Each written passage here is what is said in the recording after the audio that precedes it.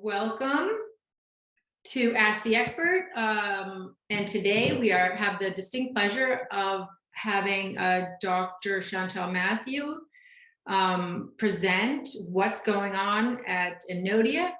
And she's a professor of medicine at Katholieke University and chair of endocrinology at the University Hospital Gastelsberg. Sorry for the mispronunciation, Leuven in Belgium. She's a physician scientist who's contributed to the field of diabetes and endocrinology through basic and clinical research. Her basic research focuses on pathogenesis and prevention of type 1 diabetes. Her clinical work involving new products and treatment paradigms in diabetes, such as new insulins, adjunct therapies, and diagnosis of gestational diabetes, have made her a speaker in international forums. And she coordinates the European project and very innovative new project called INNODIA on biomarker discovery and intervention studies in type 1 diabetes. Professor Mathieu is the Senior Vice President of EASD, Chair of EASD Postgraduate Education, and Chair of the European Diabetes Forum. Welcome, and thank you very much for joining us. We're really interested to hear how INNODIA is really making gains and driving and accelerating the science around type 1 diabetes. Yeah, so welcome everybody, and thank you for having me at the Sugar Science. They're starting to work above my head, so I hope there's not too much noise. Anyway, I will share some slides with you just to introduce INNODIA, and happy to answer questions when there's still time. I will do my best to have some time. So what is INNODIA? It's actually a project sponsored by the European Commission in the context of an innovative medicines initiative. And what is it? It is actually an initiative by the Commission to promote public-private partnerships. So partnerships between academic researchers, clinicians, and on the other hand, industry partners. And so what we put forward was that we wanted to reflect whether we could bring together academic researchers, clinicians, scientists, and industry to set up a network where we could bring in people with newly diagnosed type 1 diabetes, but also unaffected family members, test them, screen them for autoantibody positivity. If they were autoantibody negative, we would put them into a living biobank. And if they were autoantibody positive and thus have an increased risk for type 1 diabetes, we would submit them to very in-depth phenotyping, clinical phenotyping, metabolic phenotyping, immune phenotyping, and do all the omics that we could think of on blood, on urine, on stool. So we did that. Can I just, excuse me for one moment, can I just ask, when did INNODIA start? I'll come to that. Okay. It started in 2015. And normally these projects last 7 years. Yes. But because of COVID, we will go on for 1 more year. And in the meantime, because we were quite successful, we were allowed to do a second project called INNODIA Harvest on top of INNODIA. So it's with the same consortium. Fantastic. So first aspiration was to set up this big natural history study where we could really do research on novel biomarkers to predict type 1 diabetes, but also to better understand type 1 diabetes.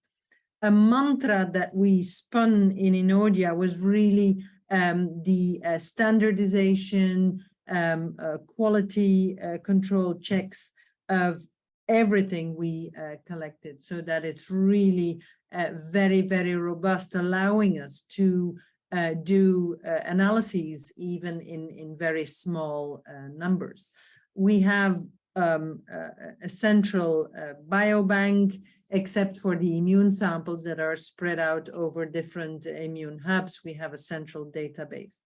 And then we also wanted to do intervention trials in newly diagnosed, in people with newly diagnosed type 1 diabetes, but also in a novel way, namely using a master protocol, where we wanted to intervene very early on after diagnosis. Most of our trials are recruiting within 6 weeks after diagnosis and aim to start treatment within 9 weeks after diagnosis.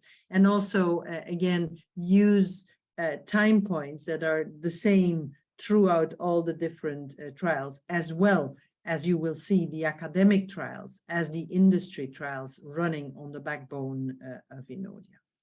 So a very special public-private partnership where not only academics are present, but also the foundations, the JDRF, and also the Helmsley Trust themselves are partners in INNODIA, as well as you can see here, companies like Sanofi, Novartis, Novo Nordisk, GSK. IMSA is a small company from Belgium, actually, having imotopes and doing one of the clinical trials, and then also Eli Lilly. Sanofi being the big driver behind INNODIA. So here you can see, for instance, the different partners that we have throughout Europe. It's broader Europe. It started before the Brexit. And so our British friends are still involved very heavily, I can say, in INNODIA. But because of the, we were quite popular also for the clinical trials, we have now many satellite centers also throughout Europe, and again, throughout Greater Europe, also the UK. As I said, one of our aspirations was to have a big collection of newly diagnosed individuals, and also a collection of unaffected family members.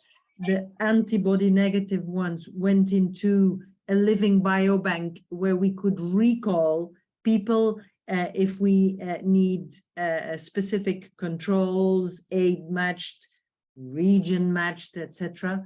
Whereas the autoantibody positives are being offered follow-up for biomarker discovery.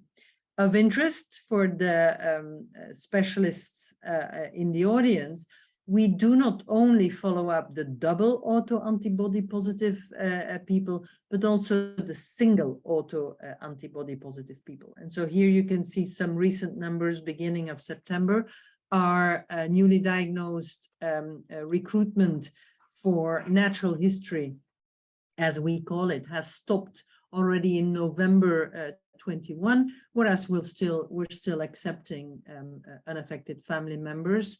And also now we have moved on to accepting people who are autoantibody positive, double autoantibody positive only, who come in from initiatives that screen people in the general population. And so here we call them peer people at increased risk. So these are really people at stage 1 or stage 2. So autoantibody positive, double autoantibody positive, and dysglycemic, they can all go into the follow-up. So here you can see the status for the antibody positive unaffected family members. As you can imagine, this is a quite intense follow-up. And so baseline, we have 355, but then when people realize how intense the follow-up is, we lose quite a few. But then we have 280 people in follow-up, and here you can see where they are through the course of the follow-up, and they are progressing through the different stages, with already 31 people who have progressed 4 years through the follow-up. Again, we are phenotyping these people quite in depth, not only clinically, metabolically, immunologically, genetically, etc., but also using novel clinical biomarkers, like we're offering the Dexcom G6 CGM to people who are in stage 2. So having dysglycemia on top of autoantibody positivity.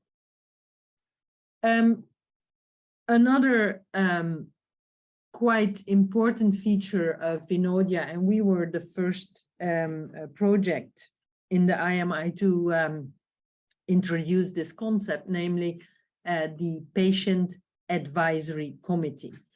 We wouldn't call it a Patient Advisory Committee anymore. We would say people living with type 1 diabetes or their families for that matter. So they are at the center of INNODIA, advising us from the beginning actually on volumes of tubes, patient information sheets, frequency of testing, etc., but also more recently on the design of the clinical trials. They also help our industry partners on how to design their protocols. And so it is really a very interesting feature with varying compositions, and now 2 recent members just joining the pack.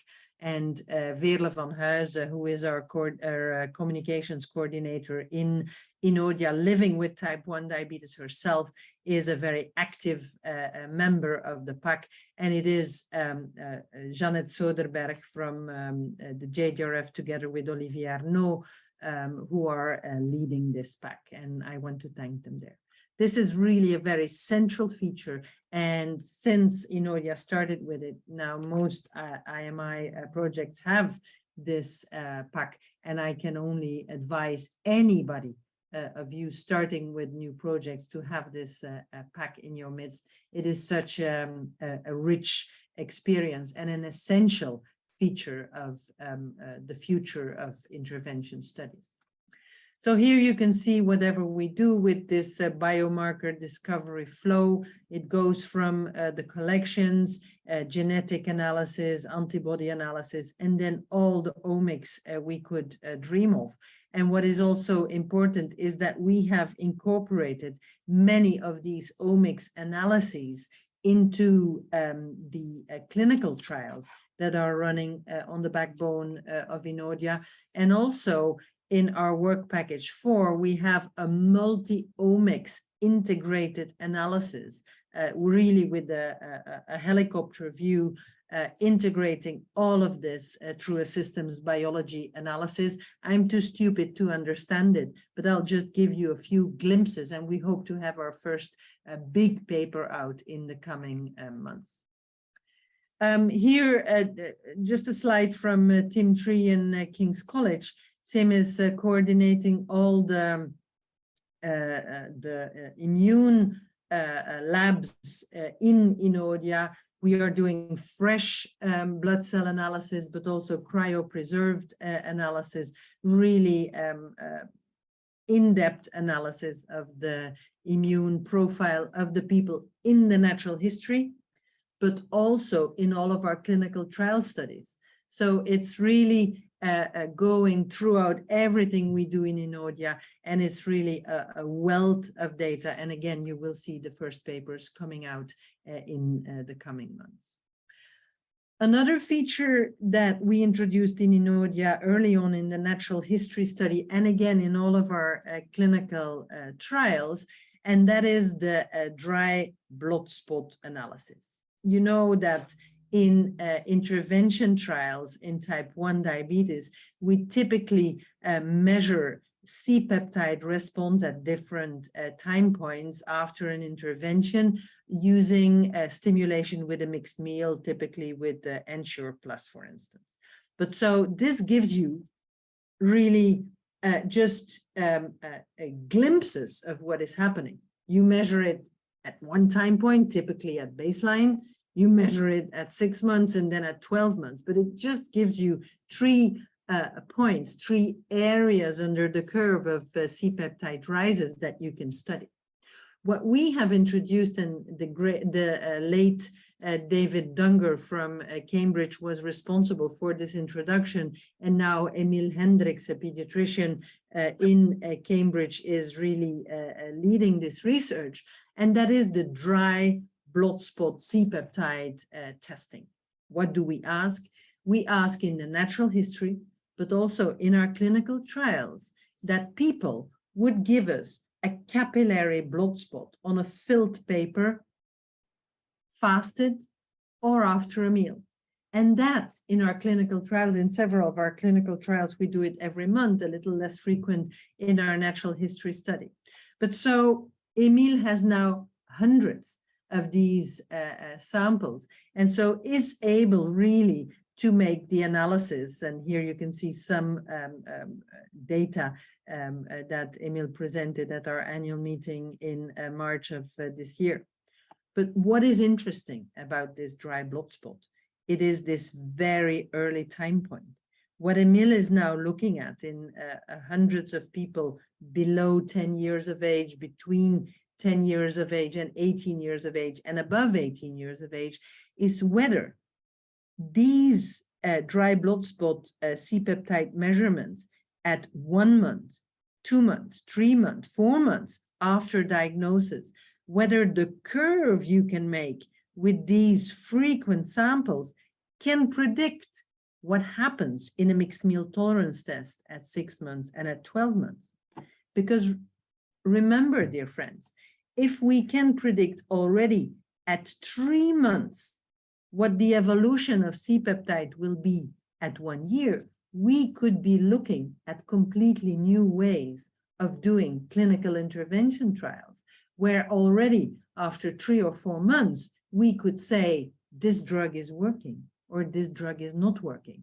Whereas now we need to wait a year or even longer to evaluate the effect of the agents. Here, a slide I took from Søren Brunnack, who is doing the multi-omics analysis, the systems biology analysis, where we looked at the first 100, it's actually the first 97 people with newly diagnosed type 1 diabetes who went into the analysis. And here he looked at multi-omics analysis at baseline, and then what happened to the C-peptide, so the beta cell function over the first year of these individuals.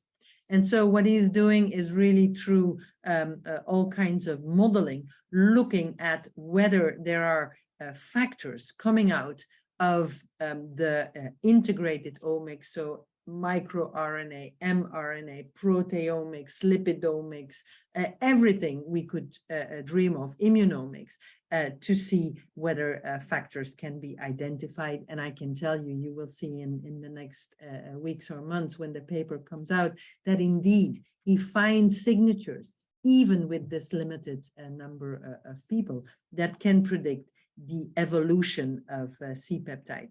Here, for instance, he called it factor 18 and factor 15. There are signatures of different omics coming together, predicting the evolution of the functional beta cell mass. So this could, again, potentially be opening new ways of looking at the pathophysiology of type 1 diabetes. And here, again, I'm too stupid to understand it. You see how these different assays are coming together.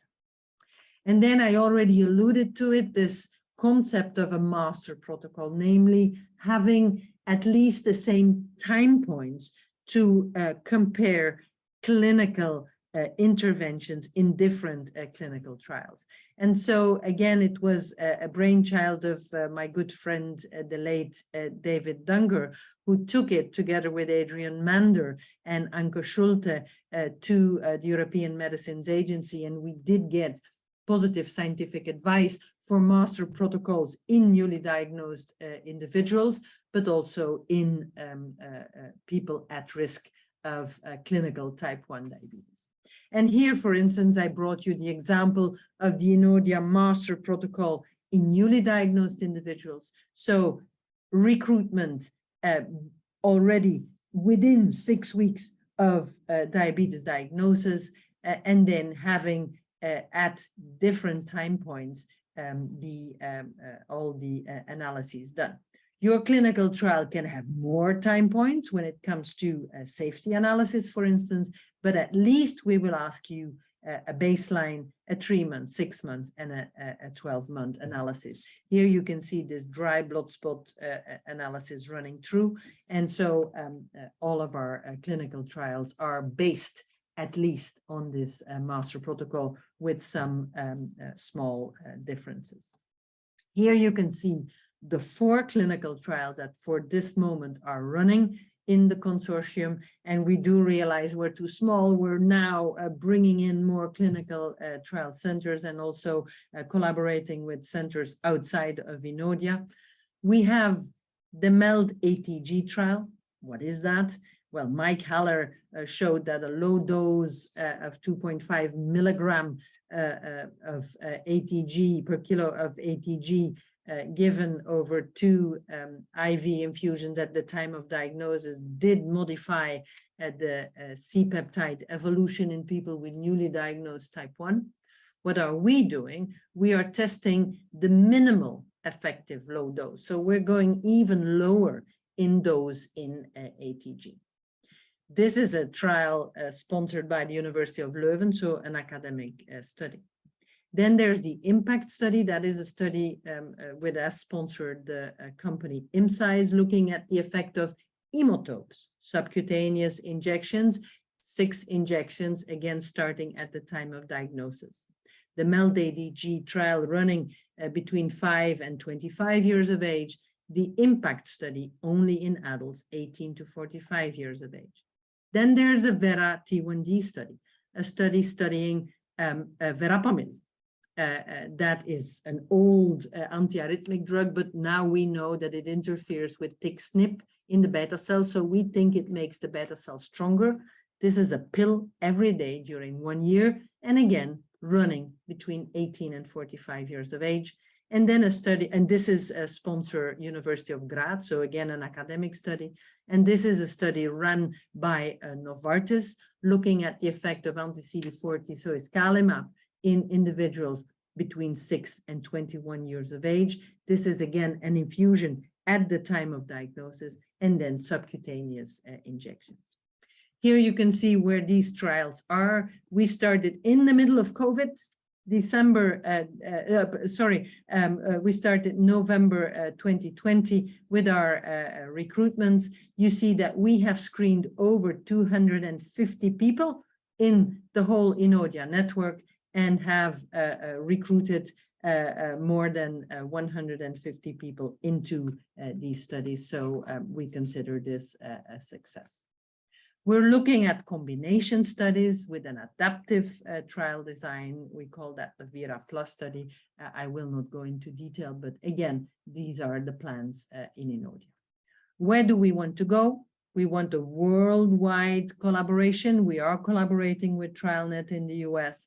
We have helped the Australian network to realize we are collaborating with them, and we're also helping the Canadians to set up a network. We want to go earlier. We want to do interventions in people at risk, and so again, we will be working together with TrialNet, and we'll also allow, as said, people from the general population to flow into INNODIA. We want to make a bigger clinical trial network, and so we've just founded now a non-for-profit called INNODIA that will take on the legacy of the projects of INNODIA and INNODIA Harvest. I will end here so that you do have some time for questions. I just wanted to show you what we look like in the last years. In the last 6 years, we have now been working together. COVID was there, but it didn't stop us from progressing. So if you want to follow us on LinkedIn, on Twitter, and again, Veerle is also on the call. She can also answer some questions, or go to our website, innodia.eu. I will stop sharing so you can see me better, and I'm open for questions. Fantastic. If anyone would like to ask a question, please raise your hand. I would just like to, compliment you and INNODIA on this impressive and massive mobilization of scientific resources. I mean, it challenges the rest of the globe to really kind of join in, in your network and in a collaborative way to really push things forward. I mean, it's absolutely amazing because it's really only been 5 years if you think about COVID taking out 2. So I just can't compliment this group enough for all the things that they've really just gotten together and gotten done in such a short period of time.